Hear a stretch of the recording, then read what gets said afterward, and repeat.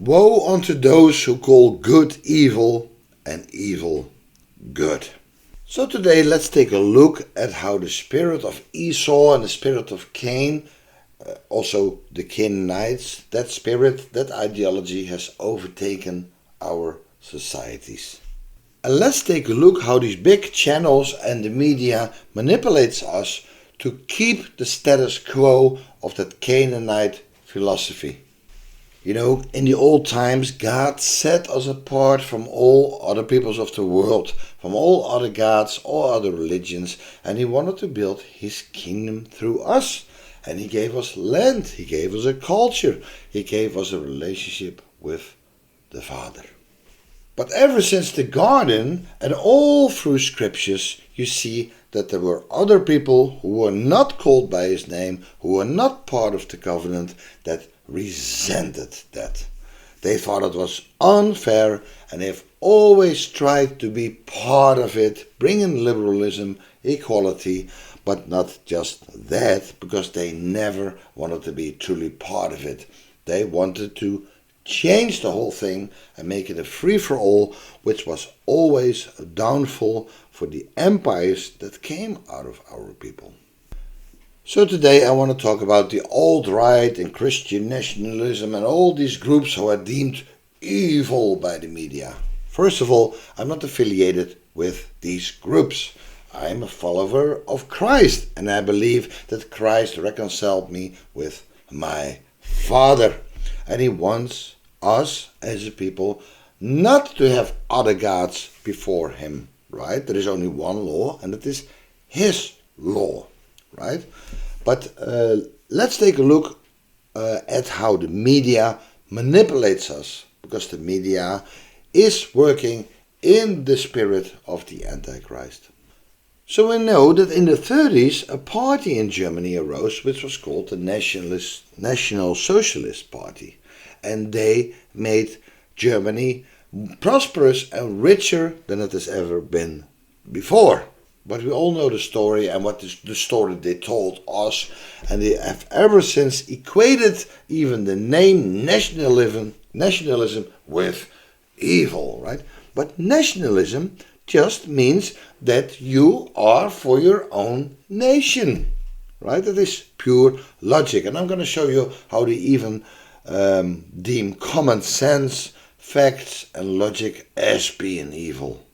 So I like to examine everything, listen for myself what people actually have to say. So today I went on the internet and I typed in American nationalism or white nationalism because I wanted to hear an open mind if they are truly that evil or what they truly have to say.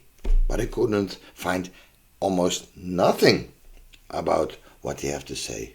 But what I did find is things like this. Placed on utility poles along Metairie Road, instead of us going forward in life, it looked like we've taken a step back. These small stickers carry an unfamiliar message. This is completely out of character for this area. Under a teal triangle with 3 lines that join in the middle are the words Identity Evropa, or a group founded in 2016 that believes America was not intended to be a multiracial society. On the Southern Poverty Law Center's website, it's been designated a hate group. I just don't see room for something that divides us. District 5 Councilwoman Jennifer Van Vranken read about them after hearing of the stickers and is shocked. I'm about us celebrating who we are and what we are. The line for me is when you start to hurt someone else, that's really where it stops. That's not a celebration of heritage. That's more about hate. Most people we spoke with hadn't seen them. It is very surprising. But were horrified to learn of their existence. According to the Anti-Defamation League, several IE members demonstrated in Jackson Square last year holding a banner that said, quote, "Embrace your heritage." Oh no, they had a banner say, "Embrace your heritage." The horror, the evil of these people. How dare you want to embrace your heritage? I haven't heard any of these groups calling out for violence or whatever, right? These groups are about preserving their European history and heritage. But somehow that has to be addressed with a lot of indignation. Hate on campus, a shocking rise in white supremacist propaganda at colleges all around the country, including right here in San Diego. 10 News reporter Jennifer De La Cruz is live at San Diego State with how these groups are trying to recruit students. It's a pretty tourist town by the mountains in Montana, but Whitefish is also home to this prominent white supremacist. Well, we want to expand white privilege and deepen it, and I mean that in a way seriously. I do care about my people more than I care about other people, just like you would care about your family more than you care about other children. Why is an African American not your family? An African American could never be part of my family in the sense that he's not part of this extended family that is a race that have evolved over tens of thousands of years. They're all part of the American family. You appreciate that? They're living in this country in a way. In terms of who defined the United States, it was never defined by Africans. It was defined by Anglo-Saxons, by white Europeans. Just as you're no longer European, they are no longer African. You're Americans. But I think who I am really ultimately does derive from Europe. A tremendous amount of white people want race and identity to just go away. Can't we just not talk about that? But it won't go away. Surveillance video obtained by WRAL today shows the men accused of hanging a sign supporting a white supremacist group walking around the American Tobacco campus in Durham. You can see them there leaving the parking deck and at one point appearing to take a picture of their handiwork. WRAL's Carly Haynes talked with somebody who shared pictures of those signs online to raise awareness to the community. Carly, people saw more than just that banner around Durham. Eric, we've been getting reports even today of people seeing more of these banners along I-40 when they're driving between Raleigh and Durham. And just yesterday, people saw stickers and signs just like this one around downtown Durham. Now, that's on top of a banner that was hung up at American Tobacco campus that stopped people in their tracks. Now, that banner, it read, "Strong families, strong nations," with a link to a Patriot Front website. Several groups classify Patriot Front as a white nationalist hate group. The indignation, the horror. 3 white gentlemen peacefully walking around putting up banners which say strong family, strong nation. The horror, the indignation. But so far I didn't see anything about promoting violence, hate, and even carrying weapons, arming themselves. Nothing. But of course, it's okay when these people do it. Black resistance in its many forms is the topic of a new and very important book by Dr. Kelly Carter Jackson. The book is titled We Refuse, A Forceful History of Black Resistance. And I want to emphasize, forceful is key in that title.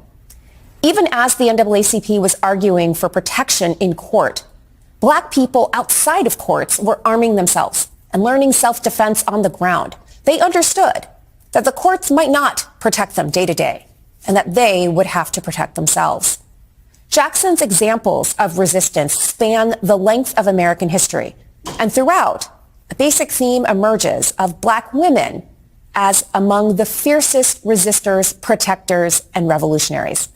Kelly Carter Jackson tells the story of discovering that her own grandmother kept a loaded gun at her bedside to protect herself and her family, recognizing that she would not always be able to count on the state for protection. Black women as among the fiercest resistors, protectors, and revolutionaries.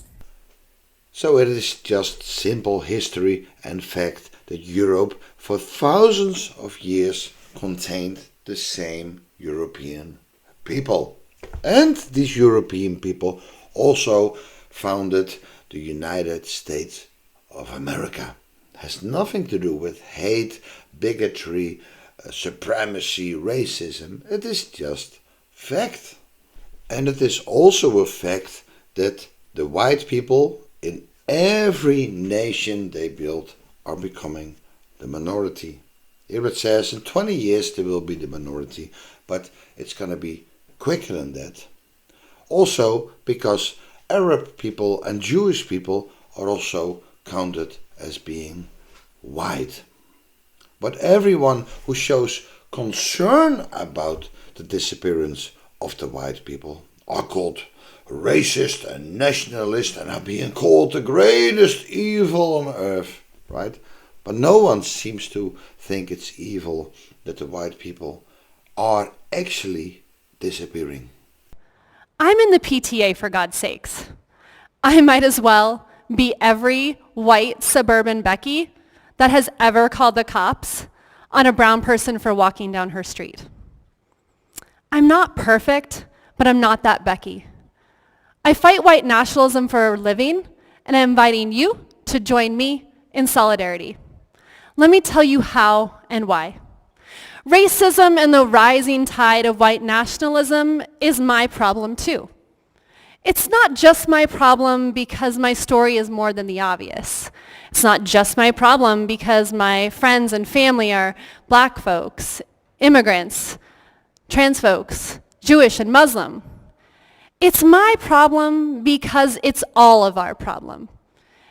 And we are all better off in a society without racism and where inclusive democracy reigns. So even our own people, even those so-called Christians and Catholics, they walked away from the simple commandments that would keep us prosperous and safe. So the Antichrist is within our own people. But of course, there are also people who are never of us, but over time they pushed themselves within our nations and now are part of our nations. They attack our very core value and our soul on a deepest level, and basically they make it for you illegal to even be, right? So here is an example of a man. I don't have to explain his background, his ancestral background, but of course this man also carries that Canaanite spirit within him that does not have a concept of the kingdom of God, and therefore he attacks even every form of logic and reason. Joe Rogan, just dropped a classic white nationalist talking point without even realizing it. At least I'm going to assume he doesn't realize it. On a recent episode of his podcast, Joe Rogan talked about how when China wants to stay Chinese, nobody has a problem with it. But when Poland wants to stay white, all of a sudden, people aren't so happy. I know. Listen to this. A thing when an all-white country wants to stay all-white where people get very nervous of. If you have, let's say China. Like, China is Chinese people. We all agree that it's filled primarily with Chinese people. Yeah. There's people that live there from all walks of life, all over the world, but it's mostly Chinese people. If China had decided that they wanted to remain Chinese and stay Chinese, and that being Chinese is very important to what China is, no one would have a problem with that. Yeah. When a country like Poland does it, you're like, oh, those white people, they want to keep everybody out. They want it to be all white. Oh, boy. Yeah, and because that's post-World War II. That's post-Aryan race talk. That's post-Nazi stuff. That's what people are legitimately freaked out about. That's the most recent stain in our history where we look back and say, wow, that was close. Listen, on the surface, this might sound like a simple observation about double standards. When China wants to stay Chinese, it's fine. When Poland wants to stay white, it's bad. But the reality is that this is an old rhetorical trick that's been used in white nationalist and white supremacist circles for decades. An old trick? Listen, I've been saying that now for years. If the Japanese want to remain Japanese, let's do that. If the Arabs want to remain Islamic, let's do that. If the Chinese want to remain Chinese, let's do it. But when the European people want to remain European, that's wrong. That's not a trick. That's just a logic conclusion that even Joe Rogan came to. It's just basic logic.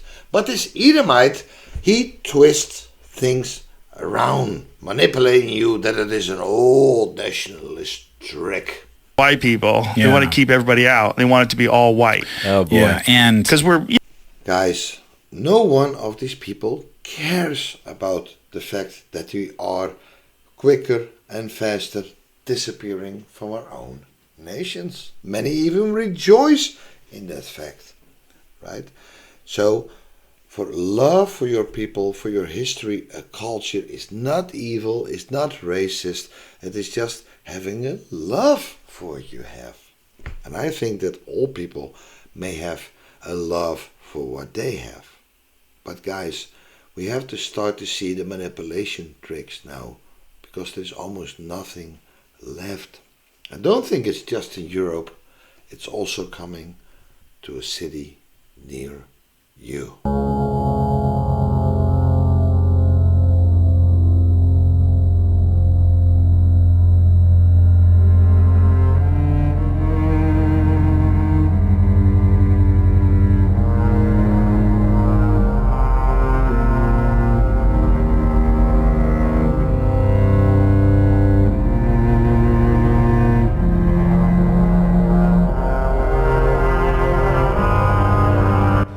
The British have not had a real revolution since Cromwell, but I think they've reached a point now where they very much need a Cromwellian figure to clean house, because the people ruling them are weak and inept. Do you see any path to that happening?